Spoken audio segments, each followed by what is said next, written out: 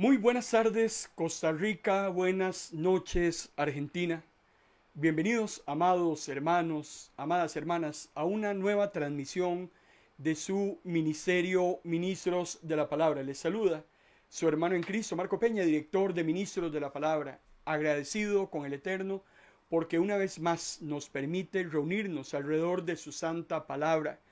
Hoy es martes, hoy es jueves, ya se nos fue el martes, hoy es la segunda sesión de la semana de Facebook Live y agradecemos al Señor por su respaldo, por su cobertura en todas nuestras transmisiones que llevamos durante toda la semana. Hoy jueves continúa la sesión de escatología, un análisis de Mateo capítulo 24. Estamos concentrados en una serie de señales y sucesos que Jesús le vaticina a sus discípulos y que están relacionados con la segunda venida de nuestro Salvador. Estamos concentrados en este momento en la señal número 10 y el tema de esta tarde-noche lo hemos titulado Grandes Imperios. Hubo en una época remota, hace 26 siglos atrás, grandes imperios que sus decisiones, sus apariciones afectaron a la nación de Israel. Ahora, ¿por qué es que estamos analizando este tema en específico? Bueno, porque hemos dicho que el libro de Daniel se complementa muy bien con Mateo capítulo 24. De eso vamos a estar hablando ahora un poco más adelante. Antes, me es necesario que leamos Mateo capítulo 24, versículo 37-38, que dice: Cuando yo el Hijo del Hombre venga otra vez, la gente estará entregada a sus banquetes, a sus fiestas de boda, sin saber lo que está sucediendo hasta que sea demasiado tarde y sean arrastrados. Ustedes deben estar vigilantes para que mi regreso no los sorprenda. Eso es lo que estamos haciendo los martes y los jueves.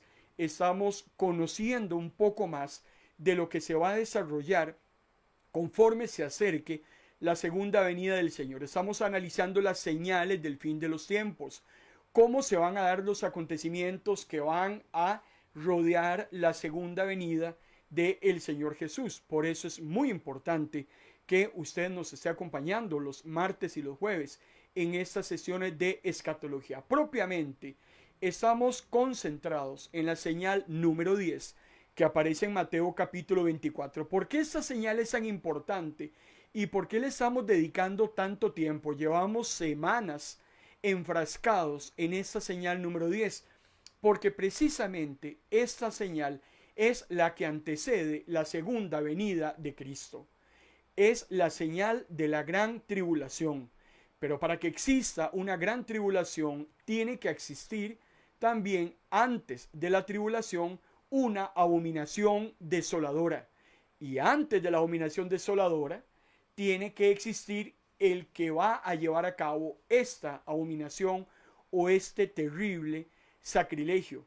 Estamos hablando entonces del anticristo. Por eso es muy importante darle todo el tiempo necesario, porque la idea es que nosotros podamos, aunque sea de una manera vaga, a la luz de la Biblia, darnos una idea del anticristo, cuándo va a aparecer, qué lo caracteriza, qué es lo que va a llevar adelante y por supuesto cuál será su final, que eso ya está totalmente asegurado. Antes de que salga la historia, el anticristo ya tiene sus días contados. Por eso es que necesariamente hemos tenido que ir a otros textos de la palabra, porque en Mateo capítulo 24 lo único que Jesús nos dice está en el versículo 15 y 21, cuando Jesús le dice a sus discípulos: cuando vean que aparece en el lugar santo la desoladora impureza de que habla el profeta Daniel, presta atención el lector, porque como la persecución que entonces se va a desatar, no se habrá desatado ninguna en la historia,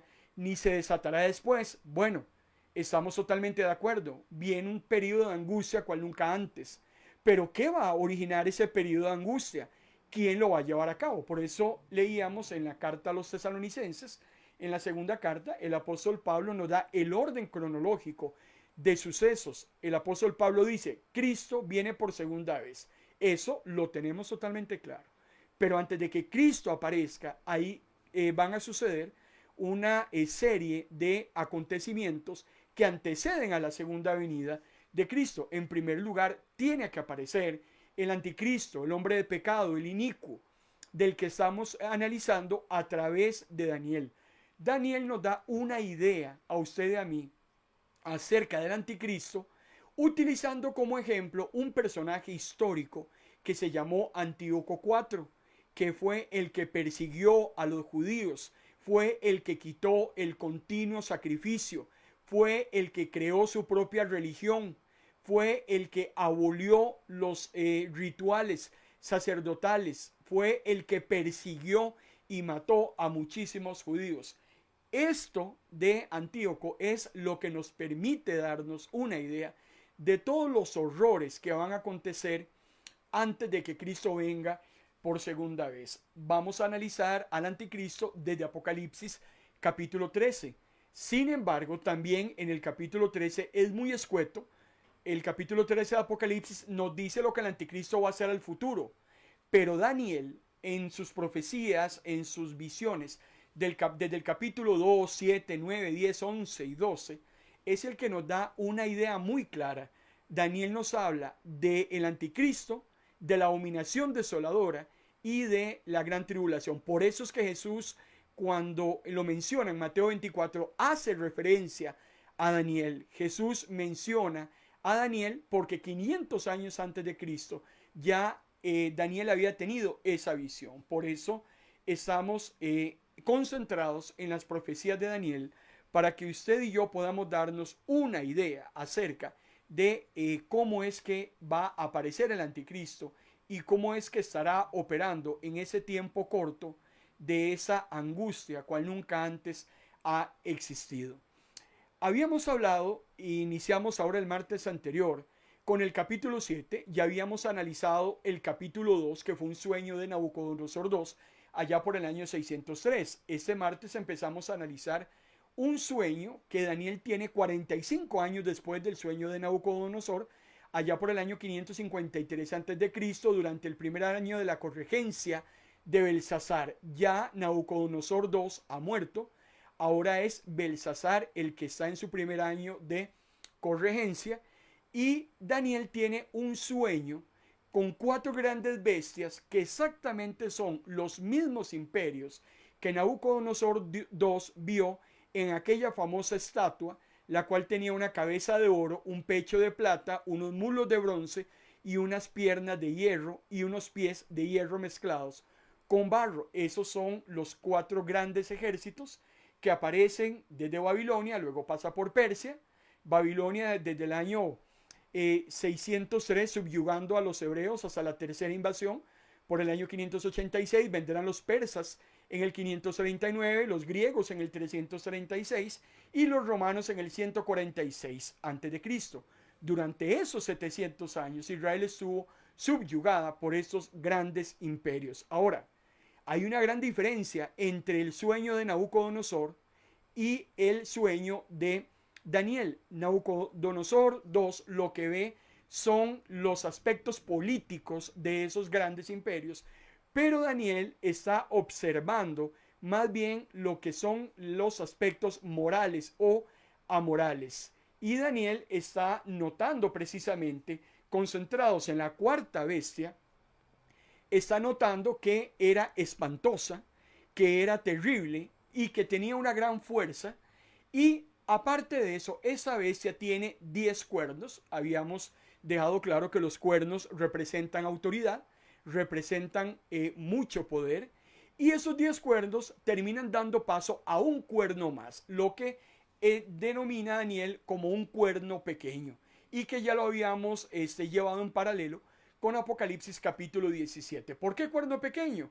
Porque aparece de la nada. Se presume que exactamente el anticristo escatológico, el que no ha salido y no ha aparecido todavía, saldrá de las sombras y cuando nos demos cuenta ya estará entronizado en la tierra. dijimos que ese cuerno pequeño, el anticristo, no solamente es un poder político, no solamente es un poder militar o económico. El versículo 8 del capítulo 7 de Daniel nos dice que es un blasfemo, que será un hombre que estará en contra de lo que es sagrado y va a instaurar su propia religión. Esta profecía de doble referencia, recordemos que la doble referencia es que hay profecías en la palabra del Señor o vaticinios que tienen cumplimientos parciales o dobles cumplimientos. Muchas de las profecías de Daniel tienen esa doble referencia. Daniel no se está dando cuenta de quién es que está mencionando en sus visiones. Y 376 años después es cuando aparece este rey Seleucida, que es el que va a gobernar y va a martirizar a la nación de Israel. Pero, para efectos nuestros, esto es un evento histórico. Pero la segunda referencia o el segundo cumplimiento de esta profecía es con la aparición del anticristo. Por eso es muy importante que vayamos llevando de la mano el paralelo de las dos profecías, para que nos demos una idea acerca de quién será el anticristo. Antíoco en el año 168, recuerden que fue un gran perseguidor de los judíos, como el anticristo escatológico también lo va a ser. Antíoco fue un anticristo en su época, pero el verdadero anticristo, porque han aparecido muchos a lo largo de la historia, la gente pudo haber mencionado a Hitler en la Segunda Guerra Mundial como un anticristo que mató a 6 millones de judíos, una población de aproximadamente 16 millones de personas. Hitler acabó con 6 millones de ellos, pero Hitler es una caricatura también de el mayor perseguidor de la historia, que todavía estamos esperando su aparición. En el versículo 9 del capítulo 7 habíamos notado que Daniel está pasando de la visión que está teniendo en la tierra acerca de ese anticristo, de su contexto histórico en un corto futuro, como es también nuestro anticristo escatológico. Daniel está viendo lo que está sucediendo en la tierra, pero inmediatamente es llevado al cielo, como que está teniendo dos visiones en paralelo. La segunda visión en el cielo es el juicio ante el gran trono blanco. Luego lo vuelven otra vez a aterrizar y nota que el anticristo está siendo enjuiciado y enviado al fuego. El paralelismo de la visión del cielo con la visión de la tierra está relacionada con el tema del juicio. En el cielo está Dios castigando o está determinando cuál va a ser la sentencia de los hombres y mujeres impíos que van a ser enviados al lago de fuego, que también es un evento escatológico y que va a suceder después de la segunda venida de Cristo, como también Daniel está observando el juicio que se le está llevando a cabo al anticristo en la tierra, un juicio por fuego, que usted y yo ya lo tenemos claro en Apocalipsis, nos dice que los dos únicos seres humanos que no van a ver la muerte es el anticristo y el falso profeta, que serán enviados vivos al lago de fuego. Entonces hay un paralelo o un común denominador que es el juicio. Sin embargo, esos dos eventos no son simultáneos. El tema del anticristo va a suceder antes de la segunda venida de Jesús. El tema del juicio ante el gran trono blanco es posterior a la segunda venida de Jesús, una vez que los muertos resuciten. Ahora entramos al versículo 7, el capítulo 7, versículo 13 del libro de Daniel, y nos dice el profeta: luego seguí viendo en mis visiones nocturnas y vi la llegada de uno que parecía un hijo de hombre, traído sobre nubes del cielo. Se acercó al anciano cargado de años y lo llevaron a él. Nuevamente vuelven otra vez a llevarse a Daniel, por decirlo de alguna manera.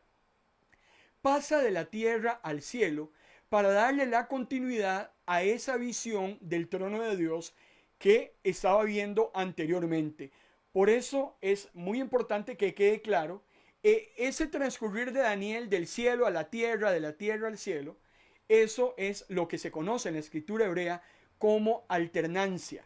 Esto es una manera en que los hebreos escribían en su contexto histórico. No le dan continuidad a un suceso, no le da continuidad al suceso terrenal para luego darle continuidad al suceso celestial.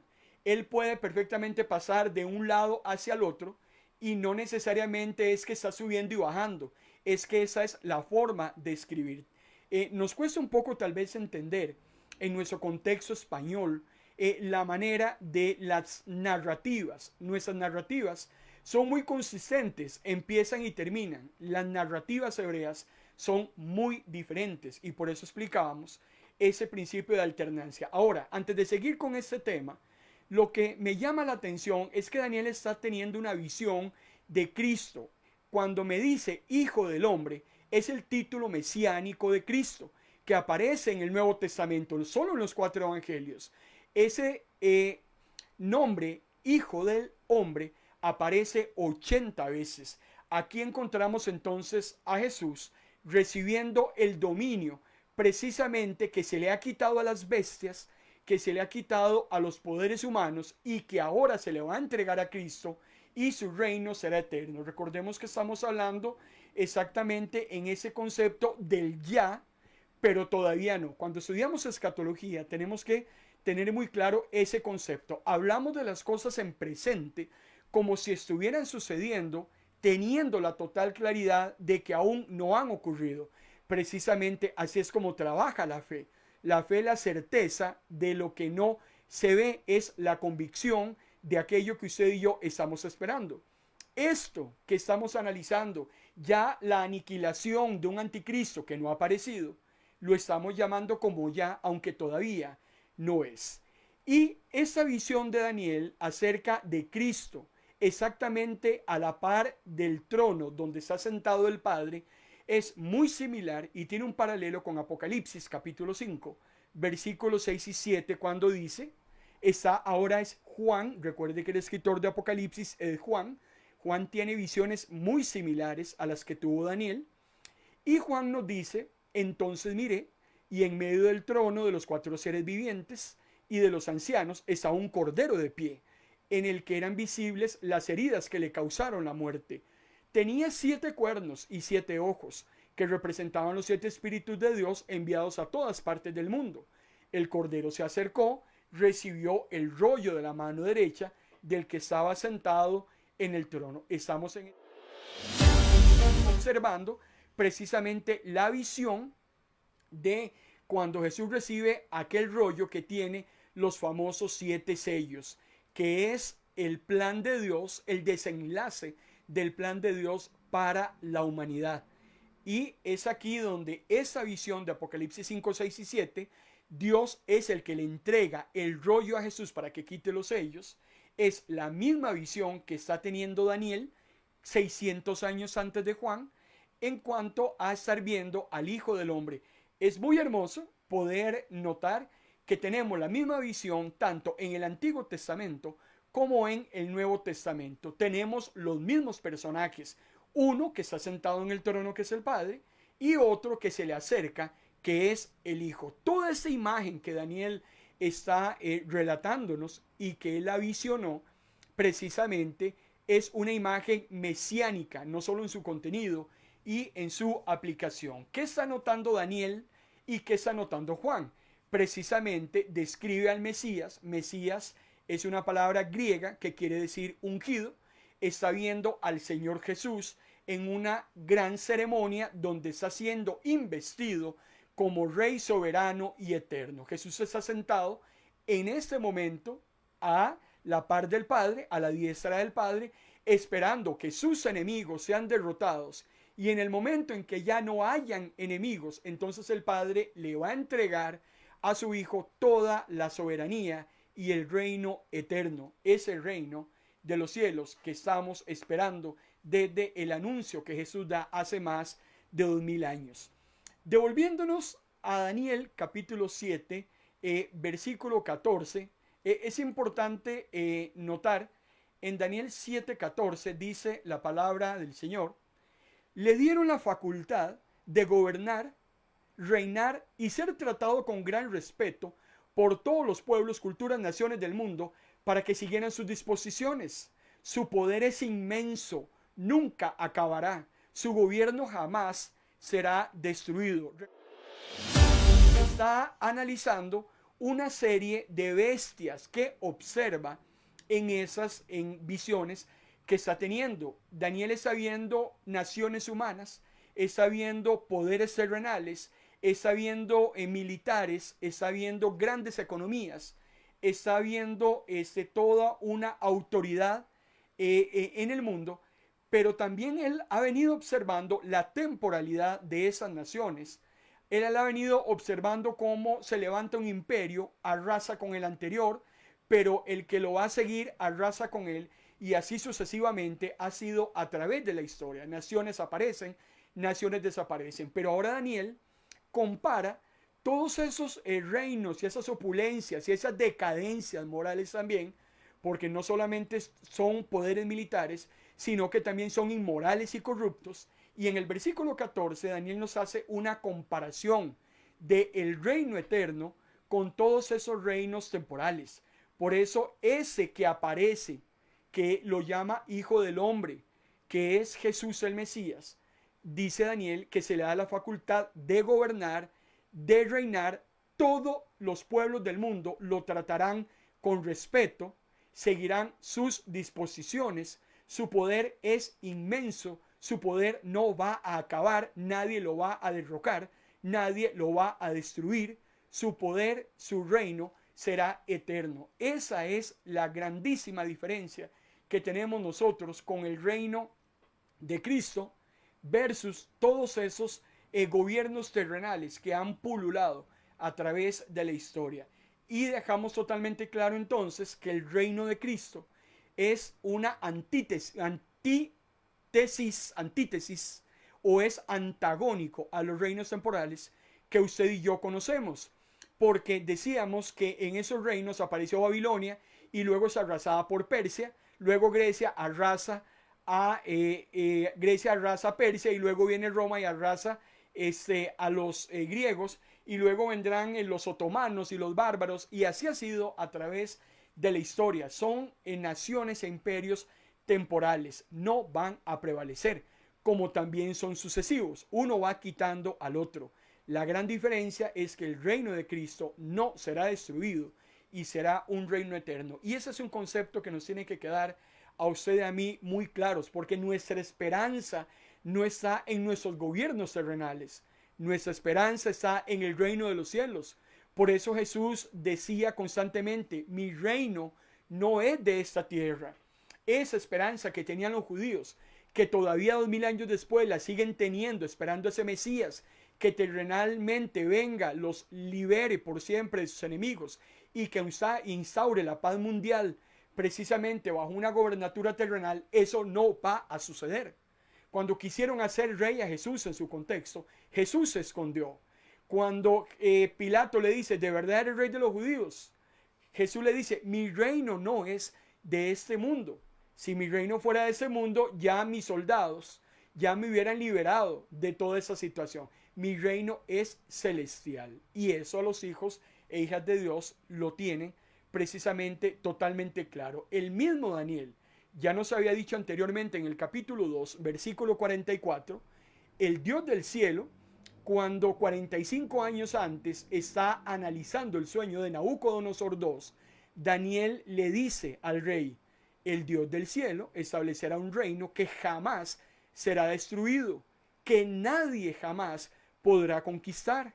Este reino de Dios destruirá a todos estos reinos, pero él mismo permanecerá estable para siempre. Por eso la importancia de que aparecieran estos reinos y que Daniel los pudiera visionar. Daniel no hubiera hecho nada viendo solamente a los babilonios. Tenía que ver el ascenso del imperio persa y cómo la opulencia de Babilonia caía precisamente subyugada ante Persia. Pero también Daniel tenía que ver a los griegos, aunque no supiera quiénes eran, porque Daniel no logra alcanzar a ver ese imperio. Pero lo importante era ir viendo esas sucesiones, esas opulencias, esos grandes poderes, pero también esas grandes inmoralidades y grandes corrupciones. Cualquier parecido con nuestros gobiernos, con los reinos de este mundo, es mera coincidencia. Por eso no podemos aspirar nada bueno de este mundo ni de aquellos que nos gobiernan. Usted y yo esperamos ese reino celestial que está profetizado y que sabemos que ocurrirá. En este tema de las profecías que Daniel está observando, que primero en el capítulo 7, versículo 2, está con una visión en la tierra. En el versículo 9 se lo llevan al cielo. En el versículo 11 lo vuelven a bajar a la tierra. En el versículo 13 lo vuelven a subir al cielo. Decíamos anteriormente que esto se llama el principio de alternancia que tiene la escritura hebrea. Para los que nos están siguiendo a través de la plataforma audiovisual de Facebook Live, usted puede notar en la pantalla un grafiquito muy simple, una infografía, donde vemos a Daniel constantemente subiendo y bajando, como si estuviera en una escalera, por decirlo de alguna manera, si cabe el término. Está obteniendo primero una visión terrenal acerca del anticristo, luego sube a ver ese juicio del trono blanco, pero luego baja a ver el juicio del anticristo, luego sube a darle continuidad precisamente a esa visión celestial que tiene mucha relación con lo que él está viendo y que está totalmente claro que es donde se le entrega a Jesús el poder y la soberanía sobre todo el mundo, una vez que ya sus enemigos hayan desaparecido. Este principio de alternancia, recuerde que lo encontramos en Daniel capítulo 9, versículo 26, en Daniel capítulo 11, versículo 31 y 32, que llegaremos a leerlos. No necesariamente estamos llevando un orden cronológico de acontecimientos. El mismo libro de Daniel es un libro cuyos capítulos están desordenados. Daniel tiene 12 capítulos y entre el capítulo 4 y 5 deberíamos acomodar el capítulo 7 y 8 si es que queremos llevar un orden cronológico correcto. Por eso Apocalipsis es otro libro que tampoco está ordenado cronológicamente. Apocalipsis es un libro de sucesos escatológicos, como lo es Daniel, pero la cronología no la podemos precisar a nivel de detalle. Esas visiones de Daniel de la tierra y del cielo están sucediendo a años de distancia o un tiempo indeterminado. No podemos medirlo humanamente hablando, pero no son eventos paralelos. Por eso es que hay que entender muy bien este concepto de la escritura hebrea. Su silabario o su abecedario es muy diferente al abecedario español, tiene menos letras. La escritura, le vuelvo a reiterar, el hebreo se escribe de derecha a izquierda, nosotros escribimos de izquierda a derecha. Hay muchas palabras en los vocablos hebreos que tienen un doble significado, que no lo tenemos nosotros en el español. Por ejemplo, el famoso Eser Kenegdo, cuando Dios le da al hombre lo que se tradujo como ayuda idónea. Ayuda idónea tenía dos significados. La mujer estará apoyando al hombre cuando el hombre esté bajo el control del Eterno, cumpliendo los mandamientos de Dios.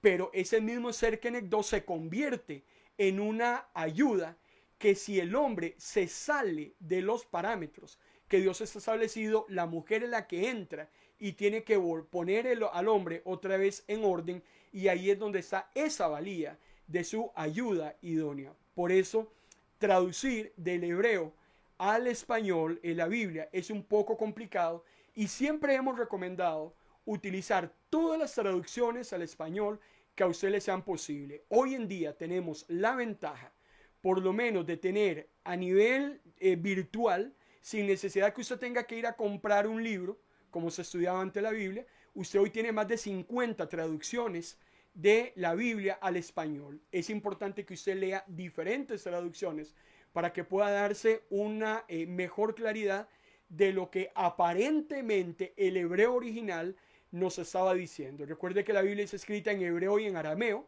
posteriormente se traduce al griego, luego vendrán las diferentes traducciones al inglés hasta que nos llega a nosotros la traducción al español. De ahí es que es un poco complicado, pero es importante hacer estas aclaraciones. Cómo los profetas escribían esas visiones que tenían, que no necesariamente manejan un orden lógico según nuestros propios prejuicios o parámetros. En la escritura hebrea es totalmente diferente y tiene su razón de ser. Ahora, cuando usted sigue leyendo el capítulo 7 del libro de Daniel y ya va por el versículo 15, Daniel está muy turbado Daniel está muy asombrado. Daniel hasta se siente desfallecer, está muy asustado por lo que está viendo. Daniel trata de interpretar esa visión, escribirla para que usted y yo nos demos una idea de lo que él está observando. Le pasa lo mismo que a Juan. Esas visiones que Juan tiene del Apocalipsis tuvieron que haber sido increíbles, totalmente lejos de una realidad de su propio contexto histórico, viendo instrumentos, viendo adelantos tecnológicos, viendo maneras de hacer daño, armas, en fin, una serie de situaciones que ni siquiera estaban presentes en su contexto histórico y que nosotros 2000 años después con costos tratamos como de imaginarlas. Sin embargo, este tipo de visiones a los profetas claramente los angustiaba mucho.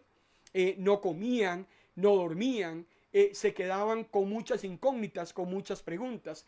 Racionalmente hablando y humanamente hablando, pues tiene que haber sido muy difícil. Y ahí tenemos que darles el beneficio de la duda a esos hombres de Dios que se tomaron el tiempo para visualizar lo que va a acontecer en el futuro, para que usted y yo podamos tenerlo a la luz de la palabra del Señor y podamos prepararnos para cuando esos momentos lleguen. Cuando usted se va al versículo 16 del capítulo 7, Daniel le pide una explicación de lo que está viendo a alguien que no se identifica, pero que está parado a la par del trono. Del versículo 16 en adelante, Daniel está en esa comparecencia del juicio y en un momento está conversando con alguien que está al lado del trono de Dios y Daniel le está preguntando, no se nos identifica quién es el personaje, si es un ángel de alto rango, si es una persona, no es claro. Sin embargo, aquí lo importante es que este ser no identificado le responde a Daniel sus consultas. En el versículo 17 del capítulo 7, este ángel esta persona que está a la par del trono, no identificada, le dice a Daniel que lo que está viendo son esos 4 reyes que se van a levantar en la tierra. Lo que está viendo Daniel es precisamente lo que había visto Nabucodonosor y lo que habla son de esos imperios que se van a levantar. Pero lo mejor de todo esto se lo dice precisamente este personaje no identificado en el versículo 18 del capítulo 7 de Daniel, cuando textualmente la palabra del Señor nos dice, pero al final, le dijo este personaje a Daniel, pero al final, los santos del Dios Altísimo dominarán los gobiernos del mundo para siempre. Palabras más, palabras menos, este personaje no identificado, que está a la par del trono de Dios en esa visión del trono blanco, del juicio ante el gran trono blanco, lo que le dice a Daniel es, Daniel, vea, lo que viene es horrible, lo que va a suceder es inimaginable. Todo lo que se va a desatar nunca ha existido, ni volverá a existir. Pero indistintamente todo eso que se está logrando ver, y toda esa imponencia y autoritarismo y dictatorial de ese personaje y todo el daño que procure hacer, todo eso tiene un límite y tiene un fin. Como tiene fin nuestras desgracias, nuestras enfermedades, como siempre tendrá que llegar a su fin nuestros dolores, nuestras angustias. Ningún mal es eterno para los hijos e hijas de Dios.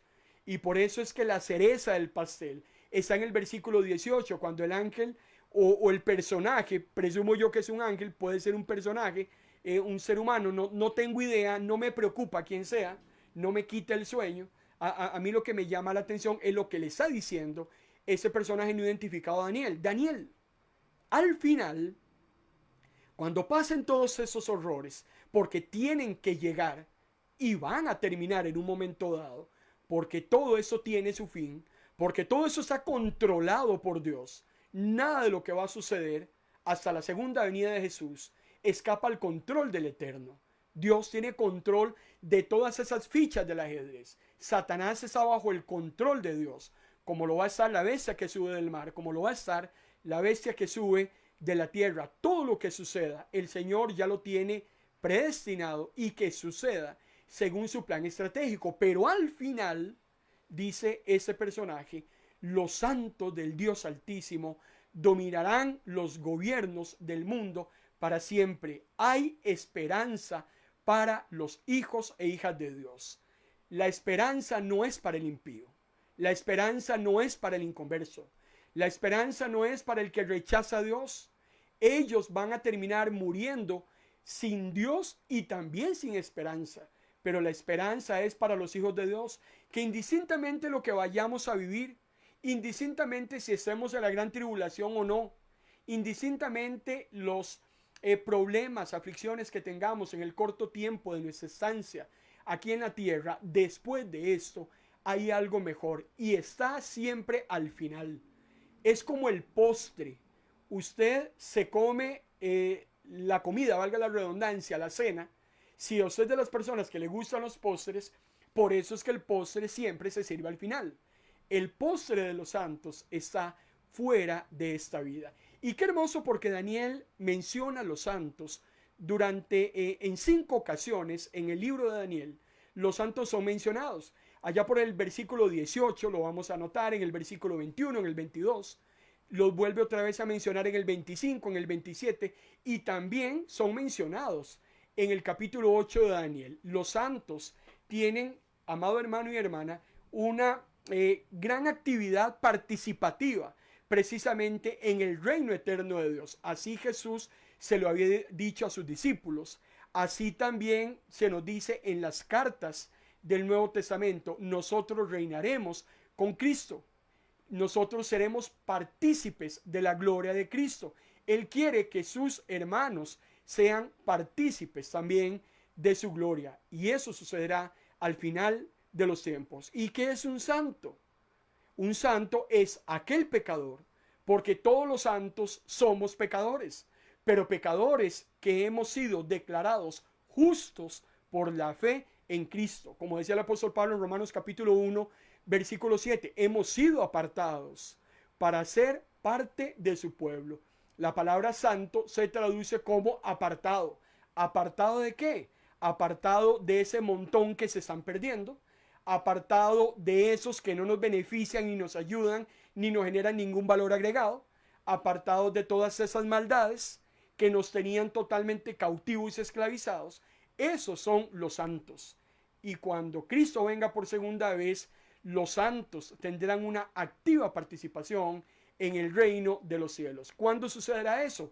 Cuando ya no exista ninguna bestia gobernando, cuando todos los enemigos del Señor hayan sido derrotados, cuando la maldad haya sido encerrada en el lago de fuego, porque la maldad no se va a extinguir, la maldad se va a encerrar, se va a enclaustrar en el lago de fuego, donde no podrá salir nunca jamás. Ahí estará Satanás, ahí estarán sus demonios y también todos aquellos hombres y mujeres que lo siguieron hasta el último día de sus vidas, encerrados, toda la maldad totalmente enclaustrada, para no salir de esa prisión durante toda la eternidad.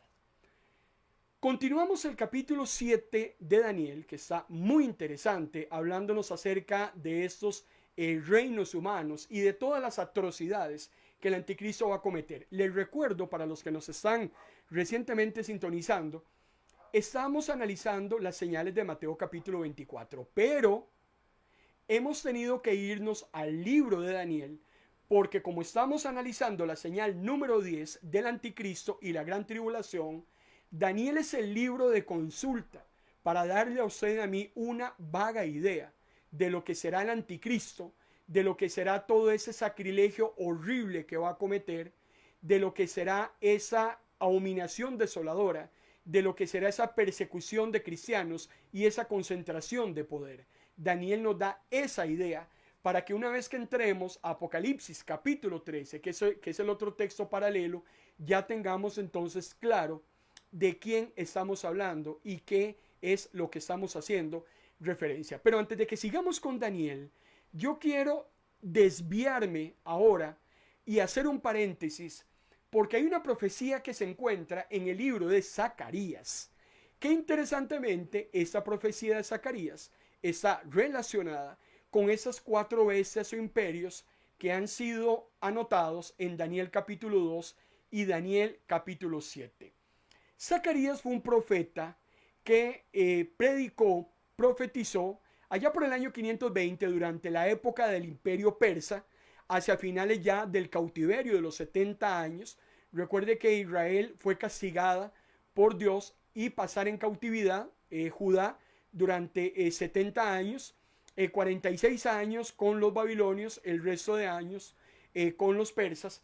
Pero dentro de esas visiones que también Zacarías, el profeta, tuvo, hay una que está relacionada con las naciones que provocaron esa diáspora o dispersión de la nación de Israel. Y esa profecía de Zacarías lo que nos habla es que esas naciones que provocaron todos esos males a la nación de Israel, producto de la desobediencia de Israel, porque eso también es importante que lo digamos, sin embargo, Dios utilizó instrumentos para traer justicia, para juicio contra Israel, pero a la misma vez esas naciones van a ser juzgadas. Es ahí donde Zacarías, en el capítulo 1, versículos 18 y 19, nos dice: luego levanté la vista, dice Zacarías, vi 4 cuernos. Entonces le pregunté al ángel que hablaba conmigo: ¿qué significan estos cuernos? El ángel le responde a Zacarías: representan las 4 potencias que han esparcido a Judá, a Israel y a Jerusalén. Nuevamente se nos menciona a Babilonia, a Persia, a Grecia y a Roma como aquellas naciones dispersoras de los judíos que los llevó a repartirlos a todas las naciones del mundo conocido en ese entonces. Son las mismas bestias o los mismos imperios que vio Nabucodonosor en su sueño y que vio también Daniel. Ahora, tarde o temprano, el Señor, celoso de su pueblo escogido, va a mostrarle compasión a su pueblo de Israel, como le va a mostrar también compasión a sus hijos y a sus hijas de nuestro contexto. El Señor confirma que en un momento dado Sión va a resucitar. Los males no pueden estar sobre el pueblo de Dios por siempre.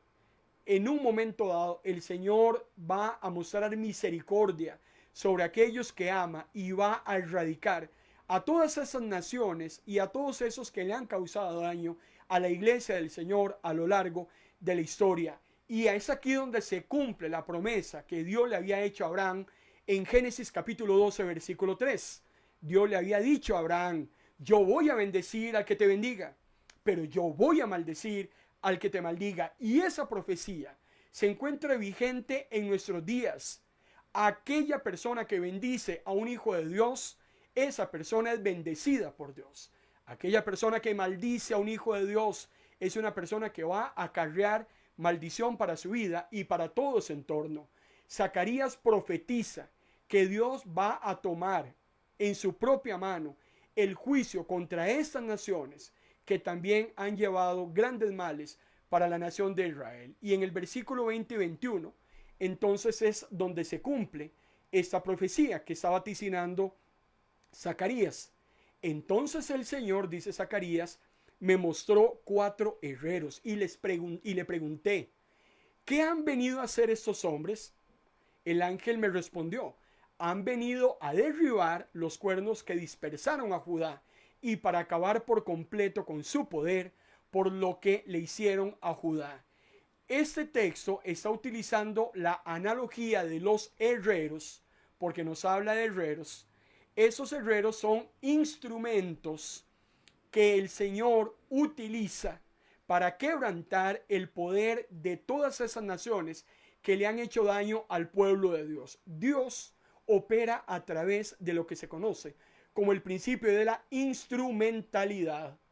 Cuando alguien le hace un daño a un hijo o a una hija de Dios, el Señor siempre se hace valer de instrumentos para devolverle el daño con creces a aquellos que han maltratado a sus hijos. Cuando vamos a Apocalipsis a ver el castigo que va a recibir Babilonia, dice la palabra del Señor allá por el capítulo 17, 18, después voy a precisar a nivel de detalle el texto, a Babilonia se le da el doble de la maldad que ocasiona. Cualquier persona que le haga un daño a un hijo o a una hija de Dios, no va a recibir paralelamente solo el daño que haya causado, lo recibirá multiplicado.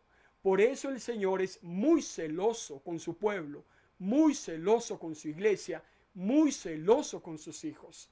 Y eso es algo que a usted y a mí nos da garantía de protección, nos da garantía de venganza, nos da garantía de resarcirnos, nos da garantía de acomodar y ubicar quién es quién, y que esas injusticias que se han cometido a lo largo del tiempo, tarde o temprano, el Señor las tome y las haga cobradas a todos aquellos que dañaron a su pueblo, que dañaron a su iglesia. Por eso alguien decía que la iglesia de Dios es un yunque que ha desgastado muchos martillos. Esta analogía del martillo y el yunque a mí siempre me ha llamado la atención. Cuando usted golpea un martillo contra el yunque, no se desgasta el yunque, se desgasta el martillo, se desgasta el que golpea. La iglesia es ese yunque donde vendrán muchos hombres y mujeres a desgastarse contra la iglesia, pretenderán levantarse para hacerle daño al pastor, al líder, al que está trabajando, al que está ocupado sirviendo, al que está ubicado en las cosas del Señor. Vendrán muchos martillos, pero siempre terminarán desgastados al golpearse contra el yunque. Esta es una analogía muy hermosa que aparece en la palabra del Señor y que a lo largo de la historia ha sido muy utilizada. Usted como hijo e hija de Dios se convierte en ese yunque. La gente vendrá a golpearla, la gente vendrá a maltratarlo, la gente vendrá a ocasionarle daños inimaginables, pero ellos a sí mismos se van a desgastar, ellos a sí mismos se van a autodañar cuando golpeen precisamente con ese yunque que se ha fundamentado en la roca inconmovible de los siglos. Entonces ahora nos devolvemos otra vez, cierro paréntesis con Zacarías, para darle a usted una idea también de estas bestias que Zacarías está visualizando. Después de David, Zacarías aparece muy probablemente hasta después de la muerte, de Daniel. Y ahora nos devolvemos al capítulo 7 de Daniel para continuar entonces con el desarrollo de esas visiones que él está notando tanto en el cielo como en la tierra. Y dice el versículo 19 al versículo 22. Entonces le pregunté acerca de la cuarta bestia y el cuerno pequeño que hablaba con tanta arrogancia. Sigue Daniel conversando con ese personaje no identificado que está a la par del trono de Dios. Y le está consultando quién es la cuarta bestia, quién es ese cuerno pequeño que habla con arrogancia. Yo vi ese cuerno, dice Daniel, luchando contra los santos de Dios y venciéndolos, hasta que vino el anciano cargado de años e hizo justicia al pueblo de Dios Altísimo, pues se había cumplido el tiempo para que el pueblo de Dios tomara las riendas del reino. Y vuelve nuevamente Daniel a devolvernos la esperanza. Vuelve nuevamente Daniel a ratificar lo que ya nos ha dicho anteriormente. Suceda lo que suceda, aunque parezca que el mal está venciendo, aunque parezcan que aquellos que nos están haciendo daño se están saliendo con la suya, tarde o temprano aparecerá el anciano de años, aparecerá el que saca la cara por usted y por mí, el que va a tomar venganza, y es el que se encargará de darle la justa retribución a todos aquellos que han pretendido dañarnos. ¿Quién es esa bestia? ¿Quiénes son esos 10 cuernos? ¿Qué significa ese cuerno pequeño? Daniel está abrumado. Daniel no sabe para dónde agarrar. Se encontró a alguien con el cual puede conversar y que por lo menos le ha dado algunas respuestas. Daniel está observando una lucha entre el bien y el mal. Está viendo al malo que aparentemente vence al bueno, pero luego viene el eterno venciendo al malo.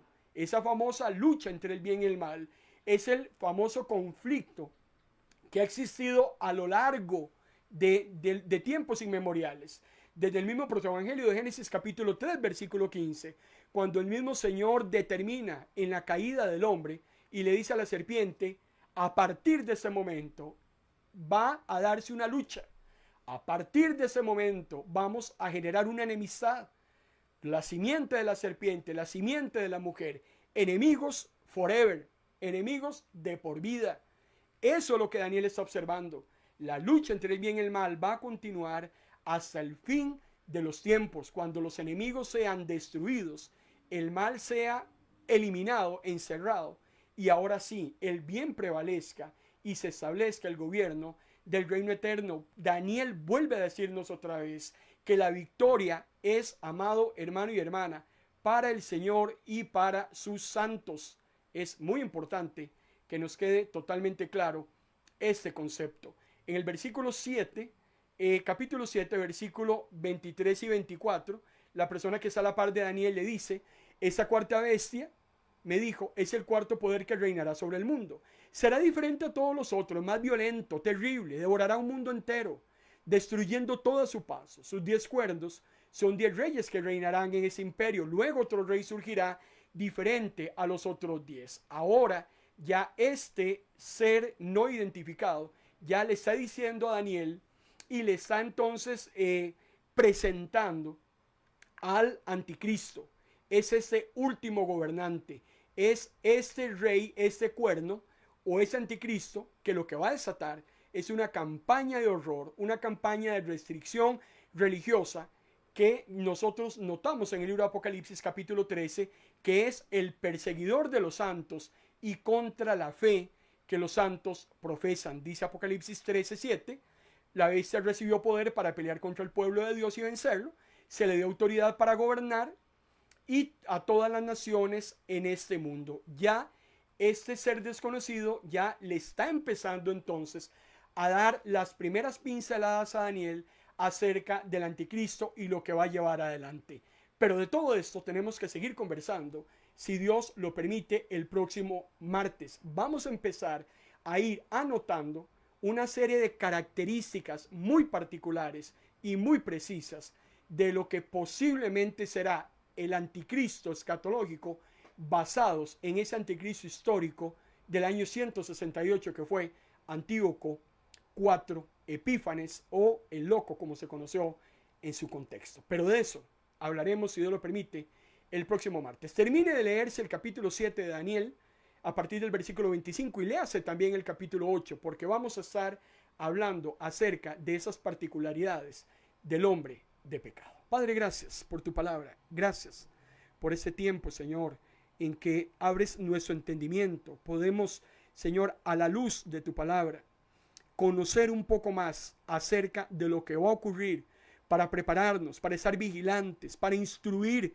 Señor, a los demás, para poder estar atentos a todo eso, aquello que vaya a suceder, que no nos va a sorprender, porque a tus hijos y a tus hijas nada los sorprende. Ya lo sabíamos, ya nos lo habías dicho. Así es que podamos estar muy atentos, que podamos estar en ese proceso de santificación vitalicia, que podamos estar también, Señor, sirviendo a los demás, haciendo la obra para la cual nos has llamado. En el nombre de Cristo Jesús. Amén. Gloria a Dios. Les recuerdo que en hora y 2 minutos, si Dios lo permite, estará la doctora Gisela Araya con su acostumbrado programa Psicología del Alma, 7 de la noche, hora de Costa Rica, MP Radio, de noche o de día, tu mejor compañía. Estará la doctora desarrollando un tema que ha titulado El autocuidado. Usted como persona, usted es templo del Espíritu Santo. El Señor ya no habita en 4 paredes, olvídese. El Señor no está solamente dentro de las 4 paredes de su iglesia. Hay gente que dice, voy para la iglesia porque ahí está el Señor. Eso es mentira.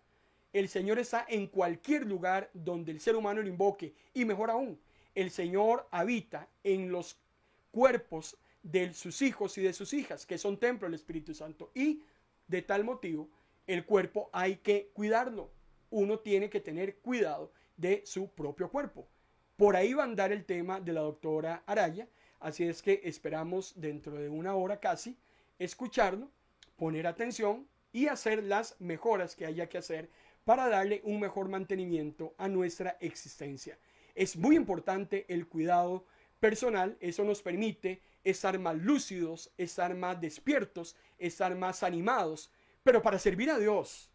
Cuando hablamos de autocuidado, no es para seguir en la misma vagabundería en que tal vez estamos viviendo. No es para andar haciendo lo que nos da la gana. Nos cuidamos para servir mejor a Dios.